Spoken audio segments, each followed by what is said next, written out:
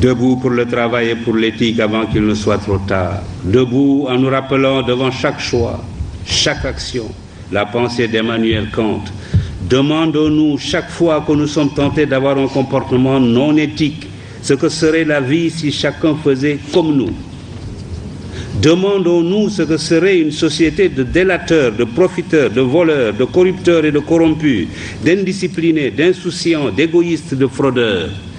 La liste est longue, mais la réponse est une, ce serait une société vouée à l'échec et peut-être à la déchéance et à la misère matérielle et intellectuelle.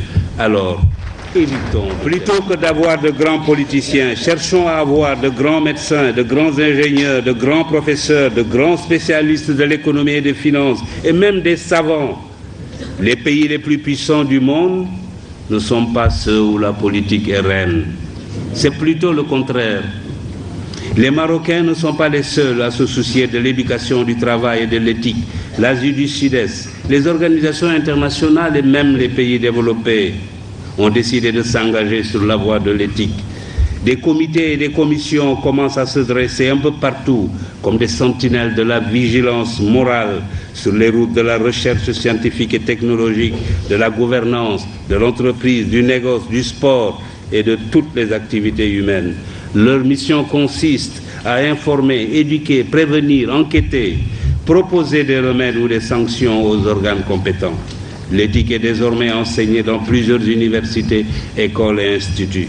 Il nous faut participer à ce mouvement. Il faut alors que dans nos institutions, dans nos organes, nos administrations, nos ateliers et nos bureaux, partout, suivre cet exemple. Il faut que triomphe l'éthique au Sénégal. L'université Cheikh Anta Diop doit donner l'exemple. La deuxième condition du règne de l'éthique, c'est l'éducation. Il est indispensable que nos enfants et nos petits-enfants bénéficient d'une bonne éducation.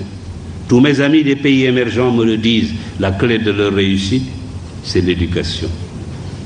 Que nos étudiants entrent à l'université comme on entre dans les ordres ou au Dara, et que les meilleurs soient mis dans les conditions optimales pour devenir des cadres de haut niveau, ou même,